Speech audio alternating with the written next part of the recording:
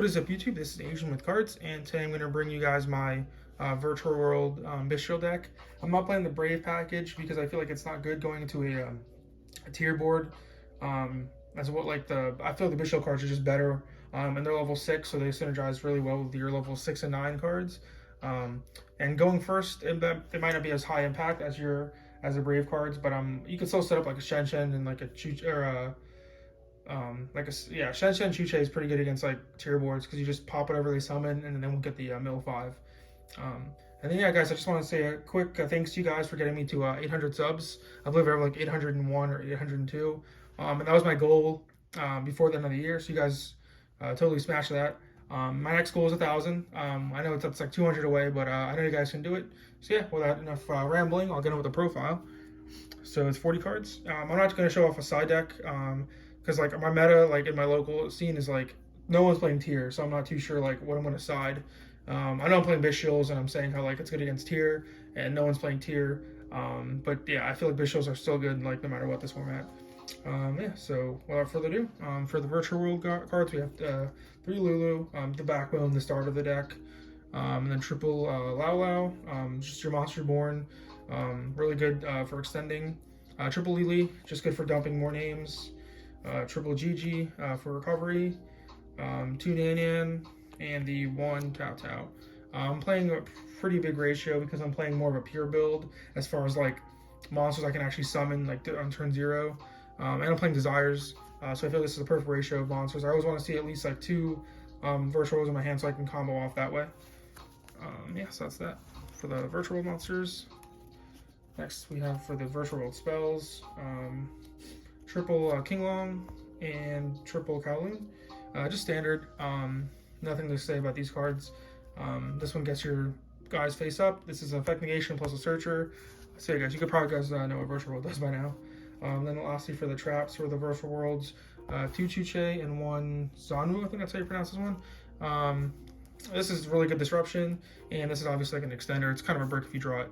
But nonetheless, yeah, you need to play these for playing a Virtual World deck. So that's that. And then for spells, we have triple E-Telly. Pretty good start in this deck. You can just like spawn out your Nian, and then trigger all your names from there from your hand. Get you an extra body on board for like if you need a tuner or non-tuner. Really good. And then for the consistency in terms of the pot cards, I play a pretty heavy lineup. Triple Prosperity, double Desires. I know they can kind of conflict if you draw them in the same hand, but a majority of the time you can always like use a Prosperity and then you can pitch the Desires off one of your Qinglongs if you have to. So yeah, really good. Just want to make sure every game you can play. So that's that. And then for the Bystials, we are playing the triple Magnemut standard, the triple Druis Worm, and the 1 Sornier. So this is it for the Bystials. I'm playing just 7. I feel like it's enough. You'll definitely see them. And I was playing. Right now the build's at 39 cards, so I didn't really know what to put in. I was gonna put in another Sornier, but I just decided to put in a DD Crow. It's kind of like a Bystial, except you can use it more flexible. Like not only like you can hit like darks and stuff and lights, but you can hit like spell and traps with this. So it can be kind of good. Like against like Striker, you can hit the engage. So yeah, it can be kind of good in situations. So that's it for the main deck. It is 40 cards. So yeah, I might update a list with playing like the Brave package depending on like how the meta shifts if we get like a hit to tier, because I feel like the Brave stuff is really good against the Sprite board. So yeah, and then for the extra deck, we put the 1 Zulkin. I still like Zulkin in this deck. I feel like it's a really cool combo card. It has a lot of flexibility, like what you're able to summon versus certain matchups. We'll put in the Mud Dragon that you're going to summon off of that. We'll play the 1 Juju. This one's really good against like control decks because you can't be the target or destroyed by card effects. So against like Eldritch, stuff like that, it's hard to get over this. And then we have the 1 Charge Warrior and the 1 Coral Dragon. Just your combo to get to Zulkin helps you draw 1 also, so pretty good for fixing your hand. Because when you're drawing a bunch of cards, you just hope to draw like Bystials. So you can like a Shen with a Chuche with like a Bystial hand, so that's like best case scenario in that situation. Then we play the 1 Crystal Wing. This is what you're mainly going to summon turn 0 with Zulkin. Just being able to stop a monster when it gets really good. And then the 1 Shen. This card's MVP, especially against Dark Worlds now. People playing that deck. Just being able to just banish everything. It's like a Dark Law, but kind of like not as good. But yeah, it's still pretty good. And that's for the Synchros. And then for XYZs, the one Break Sword. This is probably the most cuttable card I would think in the extra deck, just because a lot of like cards you don't want to pop. But if you have Shen up, it's pretty good. And against like backer decks, being able to like just hit their back was really good. The one Gossip Shadow. This is another card you can just make blind into a board. Having this with like Shen's really good, and or Crystal Wing even. The one Fortune Tune. This is your Zeus card. It can't be targeted, and you can just like swing into stuff and detach. You'll take some damage, but yeah, it'll be up, and then you can Zeus from there. Then one more downer to go with the rank 3s. Just so Zeus can have more materials. And then we have the one Fan.